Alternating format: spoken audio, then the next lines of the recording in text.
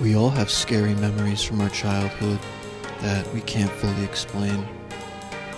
They're not nightmares or real trauma, bad memories or bad feelings. The shows that you would watch for 30 seconds and then turn off, and you didn't know why, you just knew that it bothered you. I've been thinking about these shows lately, and about how as kids we were more sensitive to it than adults. Because as a kid, our brain is still learning what a face is supposed to look like. So when something comes along that almost looks right, the alarm goes off even harder. You just feel that something's wrong.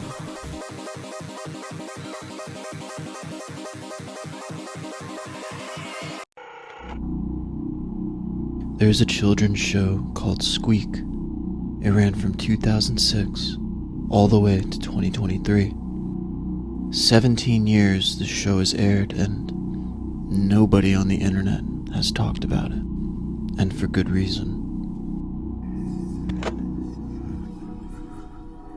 Squeak is a British children's TV show made by SMG Productions. It follows 3 young mice named Tog, Toot, and Tizzy Mouse. They live inside the Tick-Tock house. That's it. The setting is a white void. It's not a minimalist background. There's no distinction between the wall, the floor, and the ceiling. There's nothing. There's no world. There's no context. There's just 3 mice and the Tick-Tock house.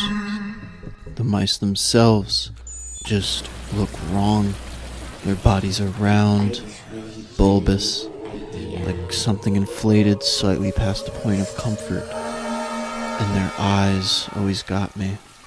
These black polished eyes, they don't blink correctly. They don't move the way eyes move.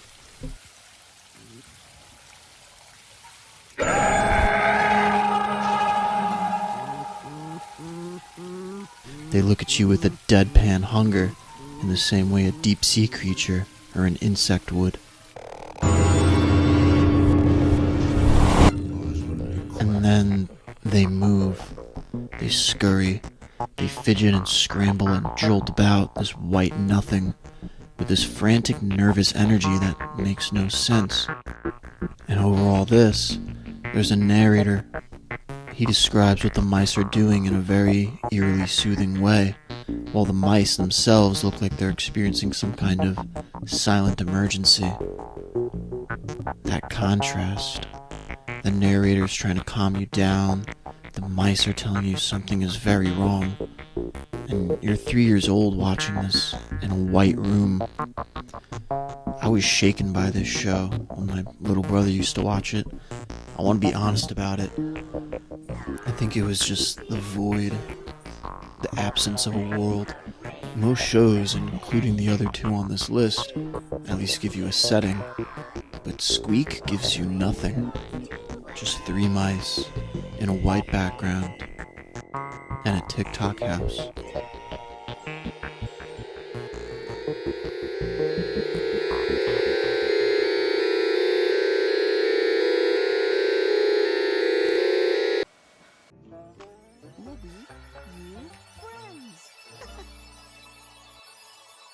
Ubie was one of my favorite shows when I was 2 or 3 years old, which I admit doesn't mean very much.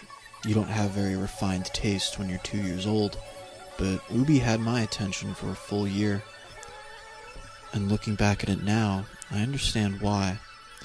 And I also understand that something was deeply wrong with me. Ubie is a children's TV series produced by Noggin, starring a cast of bare-hand puppets played by Muppet performers. The concept originated from a puppeteer training exercise. In auditions for Sesame Street, performers would use their bare hands and ping-pong ball eyes instead of full puppets. The creator, a man named Josh Seelig, watched these auditions and noticed the more skilled puppeteers could convey remarkable emotion this way. And that became the premise of Ubie. The show's creator essentially boiled puppeteering down to its essence. The characters speak in sentences of 1 or 2 words, maximum. Uma, sick? Maybe. Now, I want to talk about why this works. The uncanny valley is about proximity. The closer something gets to looking human without quite making it, the worse it feels. CGI faces fail because they're almost right. But Ubie isn't almost right. Ubie's doing something a lot stranger than that.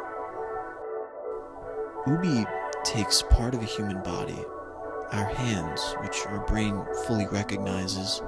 We have 2 of, we use them every single day, and it's putting a face on it. And our brains don't know what to do with that, because a hand is not supposed to have a face. When you watch Ubie for long enough, something happens. You forget that there are people underneath. The puppets disappear, and then you're just watching these hands moving, talking, and then looking directly at you. And then you look down, and you have hands, and it's all very strange.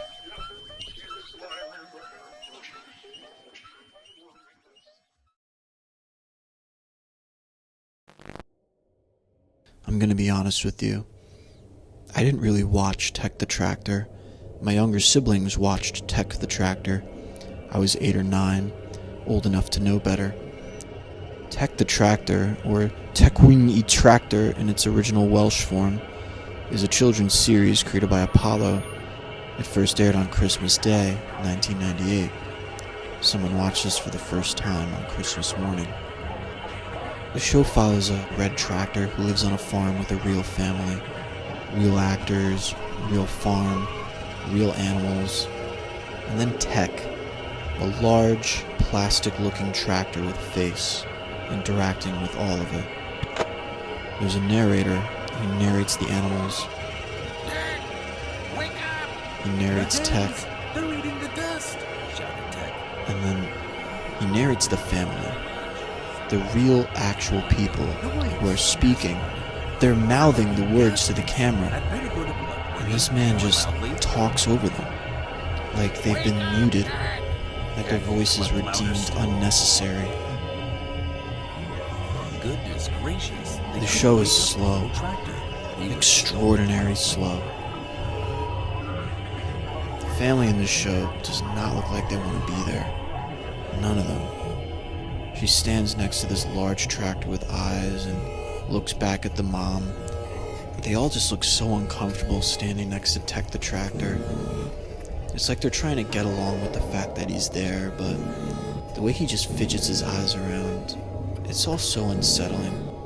It's not cute like R2-D2 or E.T. It's just frightening. It's Tech the Tractor. Oh man. When I was younger, I always wished Tech the Tractor would like run over a rock or a nail or something.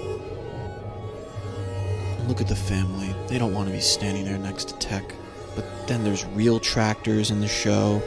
It just doesn't make any sense. Oh man. Well, 26 minutes and 20 seconds into Tech the Tractor, they open up a horse and show its teeth.